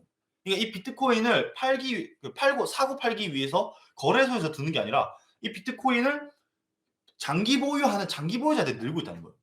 그래서 근데 실제로 비트코인이 현재 이제는 개인의 자산이 아닌 점점 국가와 기업의 자산이 되고 있다. 하는데 그 이유가 실제로 ETF 승인이 난 이후에 원래 10만 달러, 그러니까 10만 달러가 원래 그 비트코인이 넘기 힘든 가격이었어. 10만 달러 맞지? 10만 달러가 비트코인 우리나라 돈은 한 1억 5천 정도가 원래 넘기 힘든 금액이었어. 왜냐면은 비트코인을 초기에 알게 된 이제 몇만 원이나 몇십만 원에 알게 된 그런 사람들이 첫 번째 매도 금액이 10만 달러, 1억 5천 정도 됩니다. 그러니까 이번에도 1억 5천을 찍었다가 또 내려갔잖아. 그 이유가 1억 5천이 10만 달러를 넘기가 굉장히 어렵습니다. 그리고 근데 이 10만 달러를 매도를 매도량이 거기 많다면은 분명히 이거를 매수하는 사람들도 있을 거 아니에요. 그런데 그 높은 가격을 개인이 매수하겠냐? 아니라 엄청나게 많은 양을 지금 현재 기업들과 국가들이 다 모아가고 있는 거예요. 그들이 다 싹쓸이 하고 가고 있는 거예요.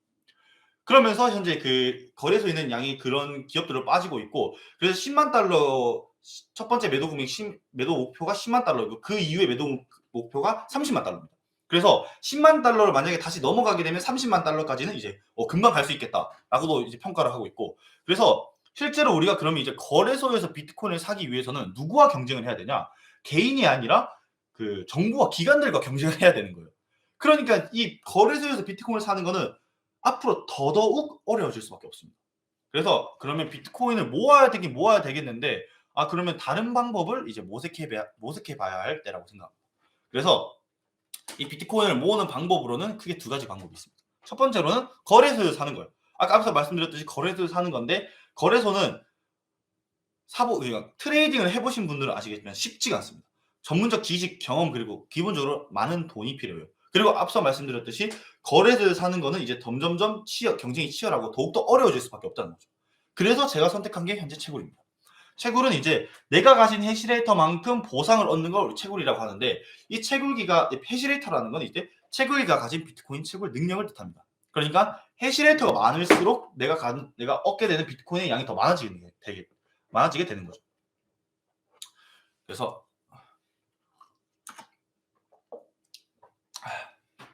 우리는 이 해시레이터의 중요성에 대해서 조금 깨달으셔야 됩니다. 그러니까 해시레이터라는 건 정확하게 말하면 이제 채굴을 위한 컴퓨팅 파워 시스템인데, 채굴을 하는 과정은 어떻게 되냐면은 우리가 그 채굴은 어떠한 복잡한 문제, 어떠한 복잡한 코드를 풀어서 그에 따른 대가로 비트코인을 받는 게 채굴이거든요. 그러니까 어떤 어려운 수학 문제를 풀어야 돼. 근데 그 푸는 속도가 해시레이트입니다. 그래서 1해시레이트는 1초당 1개의 문제를 푸는 거고요. 그리고 현재 우리가 그 아이마이트에 주는 테라해시라는 거는 1테라해시는 1초당 1조의 문제를 푸는 거예요. 그러니까 과거에는 이제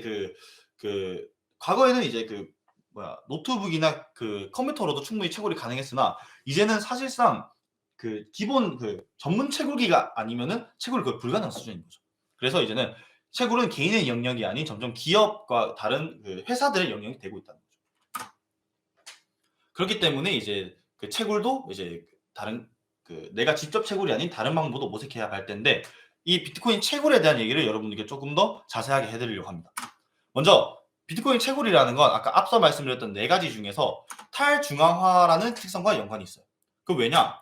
먼저 블록체인은 아까 말씀드렸던 탈중앙화에는 블록체인 기술이 연관되어 있다 했는데, 이 블록체인이라는 것은 특정 데이터를 네트워크에 연결된 모든 사용자 컴퓨터의 분산 저장에 사실상 해킹이 불가능한 시스템. 그래서 암호화폐는 가장 끝에 보시면 암호화폐는 네트워크에 참여하는 대가로 주어진다라고 합니다. 근데 이렇게 글로만 보면 무슨 말인지 모르겠어요. 어려워요. 그래서 제가 그림으로 간단하게 여러분들께 말씀드릴게요. 먼저 탈중앙화라는 거는 장부를 공개해서 해킹이 불가능하게 만든 게 탈중앙화다라는 거를 염두에 두시고 제 설명을 들으시면 훨씬 편하십니다. 먼저 A가 B가 있어요. A가 B가 있는데 A가 B에게 비트코인 1개를 보내고 B가 A에게 비트코인 1개를 보내요. 그럼 또 C가 등장해서 그 가상의 장부에 그러면은 A가 B에게 비트코인 1개를 보냄, 또는 B가 A에게 비트코인 1개를 보내면은 가상의 거래 기록이 쓰이게 됩니다. 그리고 또 C가 등장하겠죠. 그래서 A가 C에게 비트코인 3개를 보내요.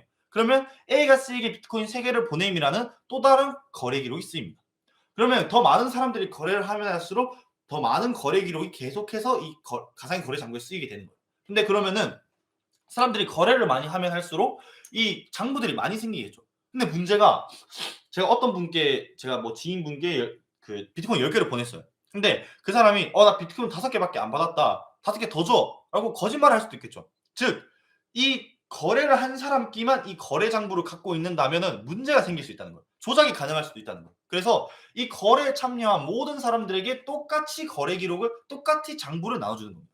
그러면은 내가 내 지인께 비트코인 10개를 보냈다는 거를 그 모든 사람들이 거래에 참여한 모든 사람들이 알게 되면은 조작이 불가능하겠죠. 거짓말을 할 수 없겠죠. 그런 식으로 보안성이 현재 유지되고 있는데 여기서 문제가 예를 들어 어떤 나쁜 사람이 야 100년이 걸리든 1000년이 걸리든 언제가 됐든 이 사람들 장부 다 훔쳐가지고 거짓말하면은 조작할 수 있는 거 아니야? 라고 하겠죠. 그럴 수도 있겠죠. 근데 문제는 10분마다 이 거래 기록이 새롭게 씁니다. 그러니까 10분마다 이 비트코인을 거래하는 모든 사람들의 장부를 해킹하지 못한다면은 처음부터 다시 해야 됩니다. 그렇기 때문에 현재 비트코인의 해킹이 사실상 불가능하다라고 말하는 이유가 이런 이유 때문이죠. 그런데 실제로 미국 경제지 포브스에서 좀 흐릿한데 미국 경제지 포브스에서 발표한 내용 중 비트코인 컴퓨팅 능력이 10년 전에 발표한 자료예요. 비트코인 컴퓨팅 능력이 이제 최상의 500대 슈퍼컴퓨터를 합친 것보다 256배 빠르다고 발표했습니다. 이제 10년 전 자료라서 지금이 훨씬 더 어려울 거예요. 그렇기 때문에 이제 사실상 비트코인을 해킹해서 얻는 이익보다 비트코인 해킹하는 데 드는 돈이 더 들기 때문에 비트코인 해킹할 이유도 없고 사실상 불가능한 수준입니다. 그래서 비트코인은 현재 엄청나게 보안성이 높다라고 볼 수 있는데 그러면 아까 말씀드렸던 그런 그 가상의 장부를 그 블록체인상으로 컴퓨터상으로 블럭이라고 가정을 해볼게요. 그랬을 때 A가 B에게 비트코인 한 개를 보냄이라는 거래 기록이 쓰이면 우리는 이걸 트랜잭션이라고 불러요. 그 트랜잭션이 조그마한 블럭이 생기면서 이 안에 기록이 되는 거예요. 그래서 그 크고 작은 더 많은 트랜잭션이 발생을 하겠죠. 그리고 거기 10분 후에 또 다른 기록으로 쓰일 겁니다. 그런데 문제가 아까 말씀드렸듯이 이거를 거래한 사람끼리만 이 거래 기록을 공유하면 문제가 생길 수 있죠. 그렇기 때문에 이 거래 참여한 모든 사람들이 똑같이 이 거래 기록을 이 트랜잭션을 공유하는 겁니다. 그래서 이러한 블럭들이 체인처럼 연결되어 있는 형태다 해서 우리는 이거를 이제 블록체인 기술이다라고 부르는 거죠.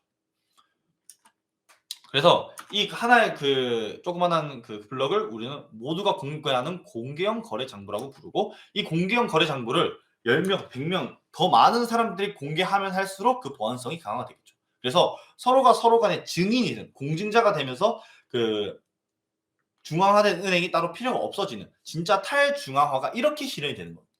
근데 여기서 문제가 아니 그러면 사람들이 많이 하면 할수록 보안성이 강화되니까 사람들이 많이 해야 되잖아. 그런데 내가 이 채굴을 하는데 이 보안 시스템을 이용하는데 내가 직접 돈도 써야 되고 전기세도 내야 되고 그 채굴기도 내가 직접 사야 되고 심지어 채굴장도 지어야 돼. 그러면 사람들이 하겠어요? 안 하려고 할 거예요. 대부분의 사람들 저도 안 하려고 할 거예요. 그러니까 내가 뭔가 이 시스템을 사용하는데 손해를 보고 소비를 해야 한다? 그러다면 대부분의 사람들 안 할 겁니다. 근데 그러면 안 되잖아. 거의 사람들이 많으면 많을수록 보안성이 강화되는 건데 사람들이 안 하면 안 되기 때문에 이걸 만든 사토시 나카모토 또한 알고 있었겠죠. 그래서 이 채굴에 참여하는 사람들, 즉 이 채굴에 참여하는 사람들은 그에 따른 대가로 블록 보상, 즉 비트코인을 지급받는 겁니다. 그래서 우리가 채굴에 참여함으로써 참여적 공증자, 즉 참여적 증인으로서의 역할을 하는 거기 때문에 이제 우리가 비트코인을 보상으로 지급받고 있는 겁니다. 그래서 어떻게 보면 이게 비트코인 생태계의 선순환 구조예요. 채굴자들이 참여를 하게 되면 블록체인 기술이 강화되고 그로 인해 기술 가치가 상승하면서 수요가 또 증가합니다.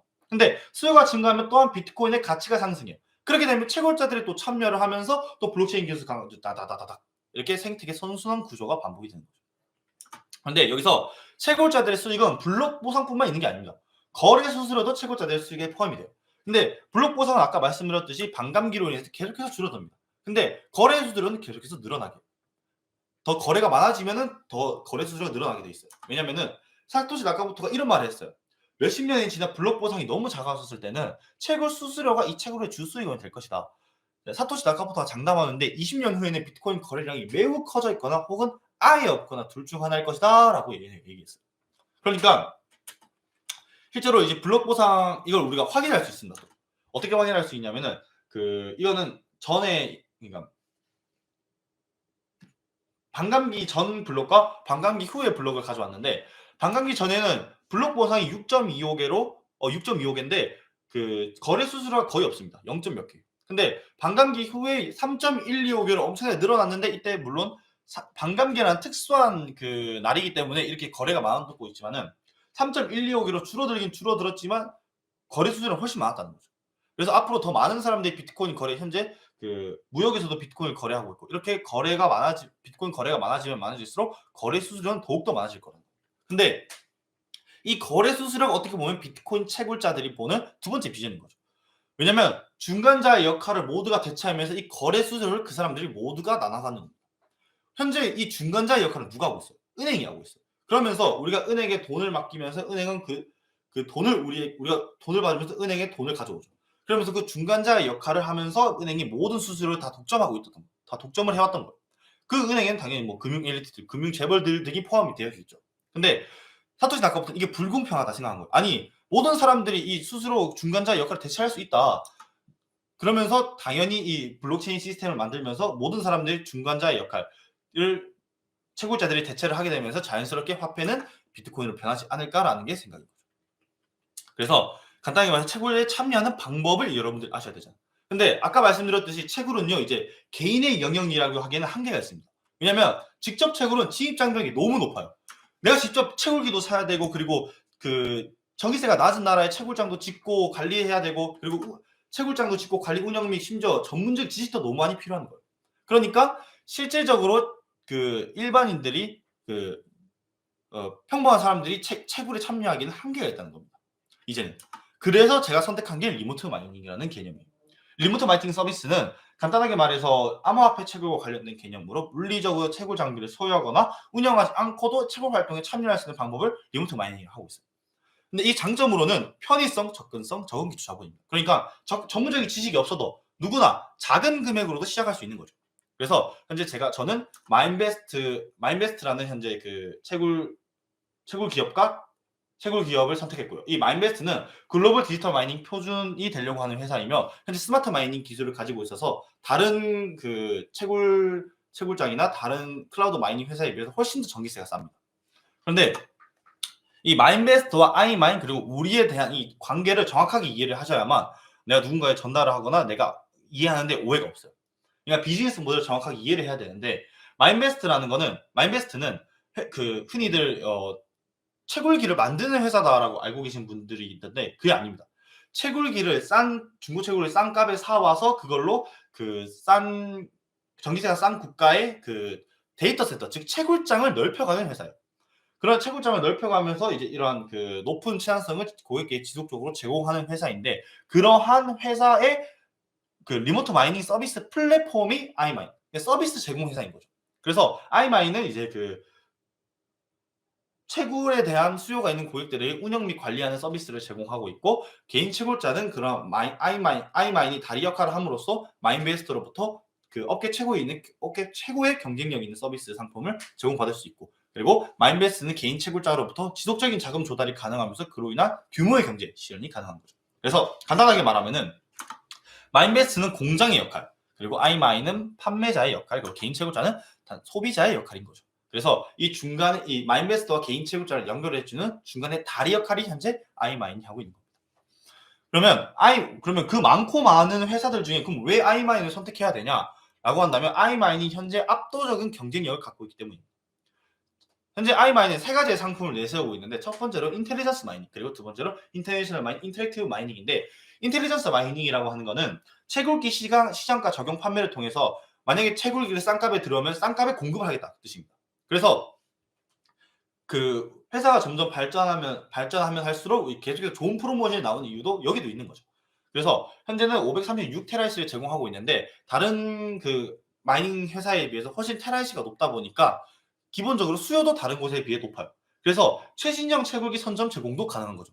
왜 그러냐면은 이렇게 수요가 많다 보면 지속적인 자금이 조달이 가능하고 그러면 채굴기를 판매하는 회사 입장에서는 이렇게 지속적으로 자금이 나오는 회사에게 그 회사를 놓치고 싶지 않겠죠. 그러니까 야 우리가 싼 값에 더 빠르게 더 많이 채굴기 줄게. 우리 거 사라. 최신형 채굴기 사라. 이렇게 하는 거예요. 그래서 최신형 채굴기 선점이 우리에게 제공이 가능한 거고 현재는 S90 프로에서 T21로 전환이 됐습니다.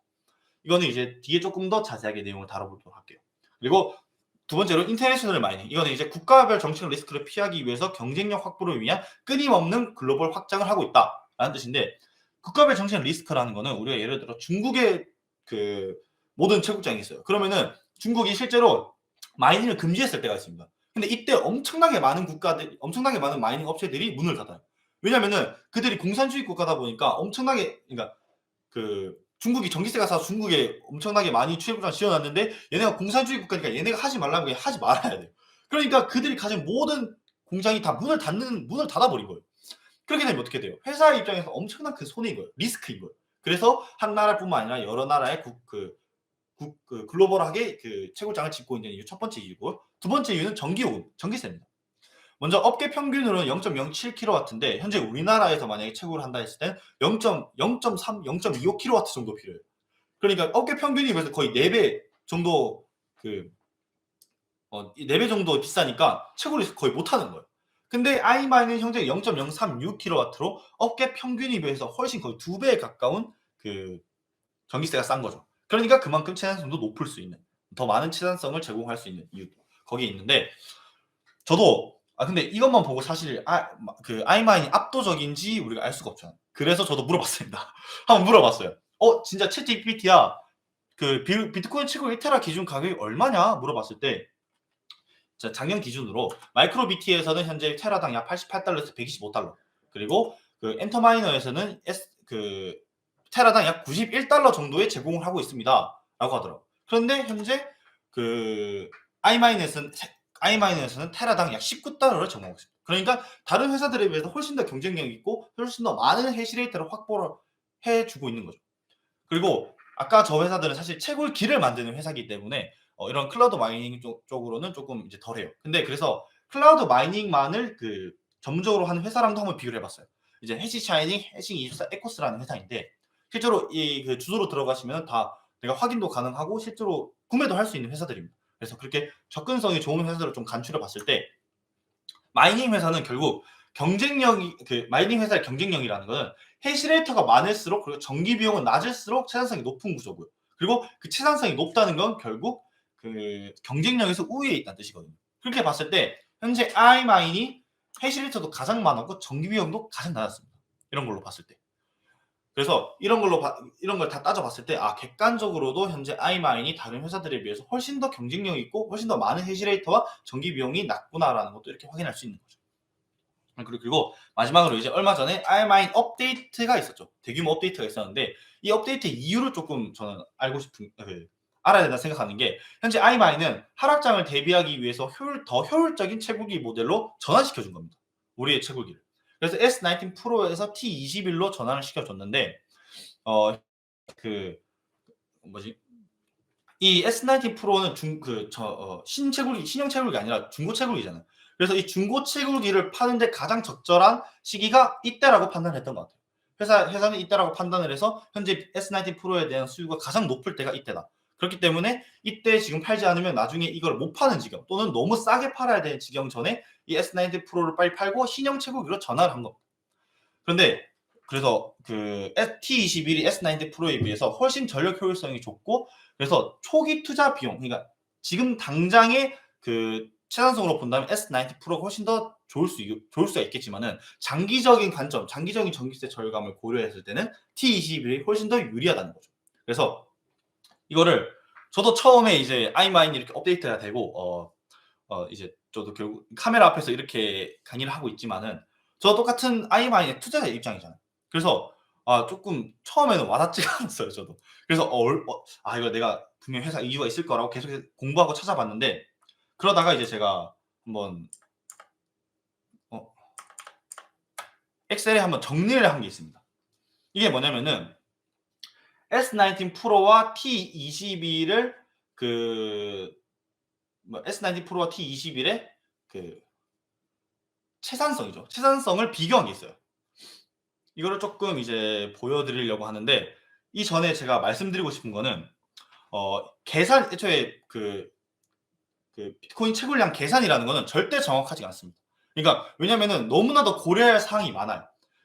전 세계 해시레이트도 매분 몇 초 변하고, 내가 가진 해시레이트, 그리고 수수료, 그리고 비트코인의 가격도 매일매일 변하는 부분이고, 전기세도 계속 변하는 부분이기 때문에 이런 거를 모두 다 그 고려해서 정확한 계산을 하기는 불가능할 수 있지만은 최소한 이제 내가 가슴으로서 그냥 그래 회사가 그 하락장을 대비하기 위해서 그냥 이렇게 했지라고 생각하는 것보다는 내가 진짜 머리로서 이래서 회사가 이렇게 준비를 하고 있구나라는 걸 이해하는 게 저는 훨씬 더 와닿을 거라고 생각했기 때문에 계산을 해드리는 거고, 절대 이 자료는 참고사항입니다. 꼭 알아주세요. 참고사항. 참고로 적어놨잖아요. 참고사항이라는 걸 꼭 명심해 주셨으면 좋겠습니다. 그래서 먼저 이 엑셀을 어느 정도 조금 설명을 해드리자면은 먼저 이 해시레이트 총합, 이 해시레이트 총합이라는 거는 전 세계 해시레이트입니다. 전 세계 해시레이트. 전 세계에 있는 해시레이트의 양이 현재 750 엑사헤치 정도 되고요. 그리고 이 보유 해시레이트는 이제 S19 프로와 T21을 이제 제가 그 비교해서 알려드려야 하기 때문에 T21은 그 500테라이시, 그 S19 프로는 1000테라이시라고 가정을 해서 제가 계산을 해드릴게요. 그리고 이 수수료는 수수료. 그리고 전력 비용 같은 경우는 실제로 iMine에 들어가시면은 이 채굴기가 어느 정도 전력 비용을 쓰고 있는지 다 확인이 가능합니다. 그런 점을 참고해서 만들었던 자료고요. 그리고 마지막으로 이거는 비트코인 시세입니다. 시세. 비트코인 시세는 매일매일 변하기 때문에 제가 이제 그 대략적으로 측정해 놓은 거고, 현재 한 9만 달러, 한 8만 달러에서 9만 달러 되니까 9만 달러 정도 측정을 해놨고요. 그렇게 했을 때 왜 회사에서 이제 이게 저도 그 해시레이터가 많으면 많을수록 사실 무조건 차단성이 높다고 생각을 했어요. 그냥 하락장이든 상승장이든 해시레이터를 많이 모으는 게 무조건 중요하다고 생각했는데, 회사 입장에서 그게 아니에요. 회사는 전기세 절감하는 게 훨씬 더 중요하다고 봤던 거예요. 그리고 왜 그렇게 봤을까 싶어서 했더니 그 이유가 나오더라고요. 제가 지금도 조금씩 설명을 해드리겠습니다. 먼저 그 전에 그 S19 프로는 현재 그 전력 효율성이 테라당 약 29W고요. 그리고 엔터마이너 T21은 전력 효율성이 약 테라당 19W입니다. 이미 거기서 거의 엄청나게 차이가 나죠. 그리고 이 채굴기의 중고 가격이 S19 프로는 이 정도인데 T21은 이 정도예요. 그러니까 거의 2배가 넘는 금액. 그래서 그 테라이시가 왜 반으로 줄였냐라고 하면 당연히 이 가격 때문이에요. 가격 때문에. 그러면은 왜 테라이시를 반으로 줄이면서까지 이 업데이트를 했냐? 보여드릴게요. 먼저 그 T21을 먼저 계산을 해보겠습니다. T21이 현재 500테라이시라고 가정을 하고 그리고 비트코인 시세도 그냥 10만 달러로 가정을 해볼까요? 지금 아니다. 9만 달러. 약 지금 가정하고, 그리고 지금 계속해서 이제 T21로 전화하셨던 분들은 이제 그 한 번에는 안 되고 지금 10%씩 이제 현재 있는 전기세에서 0.036으로 맞춰준다고 하니까. 그리고 0.019 이게 이제 0.019 킬로와트가 그 테라이시당 19W가 테라이시당 0.019 킬로와트예요. 똑같은 단위입니다. 그리고 24시간 채굴기가 돌아가니까 이걸 했을 때 이제 현재 그 만약에 T21로 채굴을 했을 때 하루에 나오는 양은 이 정도 되는 거죠. 대략 이 정도 되는 거죠. 상승장일 때. 그러니까 지금 비트코인 가격이 높을 때는 약 이 정도 19로 적어 놓을게요. 19로 적어 놓는데, 그러면은 1000테라이시 때 어떻게 되나? 그때 근데 하락장이 오면, 만약에 비트코인이 계속해서 상승하는 상승장만 있는 상품이 아닙니다. 그래서 만약에 하락장이 왔을 때 어느 정도로 측정을 해볼까요? 하락장이 왔을 때가 한 5만 달러 정도로 측정을 해볼게요. 한번. 그 정도로 내려갈까 싶기도 한데 5만 달러 정도로 측정을 6만 달러까지 해볼게요. 6만 달러. 6만 달러 정도로 책정을 했을 때는 약 10. 하락장일 때는 약 하루에 10달러 정도가 나오는 거네요. 그러면은 S19 프로 1000테라이시 S19 프로는 어느 정도 나오는지 한번 비교를 해볼게요.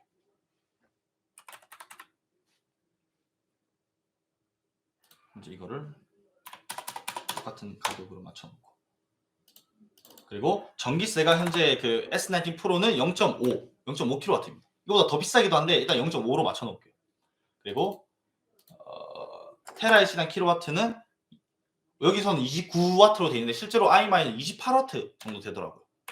그래서 28W라고 했을 때 나오는 값은 하루에 20일 정도 나오네요.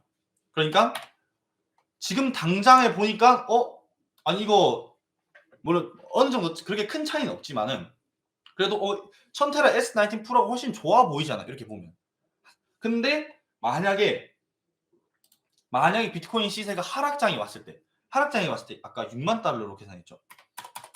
6만 달러 정도로 왔을 때는 거의 이 정도인 거죠. 훨씬 낮아지는 거죠. 그리고 만약에 5만 달러까지만 가더라도 거의 마이너스가 되는 거죠. 마이너스 거의. 그렇기 때문에 만약에 2.8, 3, 더블유 3.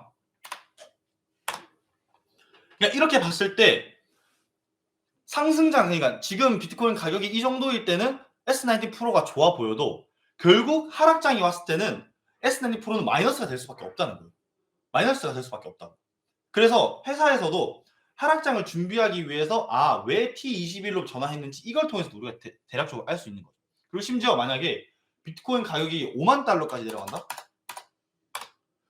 그러면 거의 얘는 마이너스예요. 마이너스. 거의 그냥 채권성이 안 나오는 게 아니라 전기세가 더 많이 나와요. 전기세가 더 많이 나와요.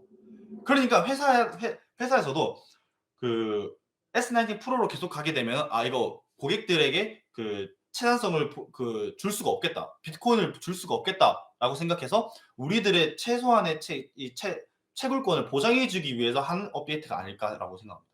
그래서 당장에 내가 이게 지금 와닿지 않더라도 그래도 제가 이거를 계산해드리는 것도 분명히 중요한 부분이기 때문에 우리가 이걸 통해서 회사가 계속해서 상승장뿐만 아니라 하락장도 이렇게 새로운 솔루션과 준비를 하고 있다라는 것도 우리가 확인할 수 있는 것 같습니다. 그래서 이거 이제 마무리하자면은 그래서 이제 그래서 크게 보면 이제 물론 이게 절대적인 건 아닌데 이제 현재 S19 프로의 채산성을 100이라고 봤을 때 앞으로 이 이 기간이 만약에 하락장이 지나게 되면은 엄청나게 하락을 할 거라는 거죠. S9 프로. 그래서 저는 T21로 현재 전환한 게 우리가 하락장을 준비하는 방법 중 하나라고 생각을 합니다. 물론 이제 좀 더 많은 솔루션 회사도 이제 우리에게 최소한의 채굴권을 보장해주기 위해서 계속해서 솔루션을 내고 새로운 해결 방안을 마련하고 있으니까 회사를 믿고 가셨으면 좋겠습니다. 그래서 저는 결국 이 비트코인을 모으는데 가장 중요한 것은 장기적으로 보유하는 거라고 생각해요. 비트코인은 저점 매수, 고점 매도의 상품이 아닙니다. 저점 매수, 고점 매도의 상품이 아니라 내가 얼마나 많이, 얼마나 오래 이거를 들고 갈 수 있는가, 보유할 수 있는가가 포인트에 맞춰야만 비트코인으로 돈을 벌 수 있다고 생각해요. 근데 그러는 데 있어서 가장 효율적인 게 현재 저는 채굴이라고 생각하고, 그렇기 때문에 우리가 조금만 공부를 해도 비트코인이 계속해서 우상향한다는 거는 사실 누구나 조금만 공부해도 알 수 있거든요. 그래서 비트코인을 조금씩 모아가는데 가장 안정적이고 효율적인 게 저는 현재 채굴이라고 생각합니다. 결국 비트코인은 아까 말씀드렸던 미래를 준비하는 방법이고요. 하나의 현재 재테크 상품으로 자리를 잡았고 현재 가장 효율적이고 안정적인 게 채굴이라는 겁니다. 그래서 현재 이 채굴을 하는 다른 회사들을 봤을 때 현재 이 아이마인이 경쟁력이 가장 높았고, 그리고 가장 믿을만한 회사도 현재는 전 아이마인이었어요. 그래서 여러분들도 함께 채굴을 해보셨으면 좋겠습니다. 오늘 이제 제 강의는 이제 사실 여기까지입니다. 제 강의 여기까지인데 오늘 제가 저도 긴장을 많이 하다 보니까 말이 조금 빨랐을 수도 있고 이제 좀 버벅거렸을 수도 있는데 조금 너그럽게 봐주시고요. 그리고 제가 오늘 했던 강의에 있어서 여러분들께서 조금이라도 선택하는데 도움이 되셨으면 좋겠고요. 물론 투자는 본인의 책임이고 본인의 몫입니다. 그렇기 때문에 본인이 스스로 판단을 할 수 있는 눈을 저는 여러분들께 키워주고 싶었던 거예요. 그래서 제가 알고 있는, 제가 배웠던 것들, 그리고 여러분들께 말씀드리고 싶었던 것들에 대해 말씀드렸으니까 한번 좀 더 제대로 알아보고 현명한 투자, 그리고 건강한 투자를 하셨으면 좋겠습니다. 그래서 이상으로 지금까지 원탑 원팀의 표승기였습니다. 감사합니다.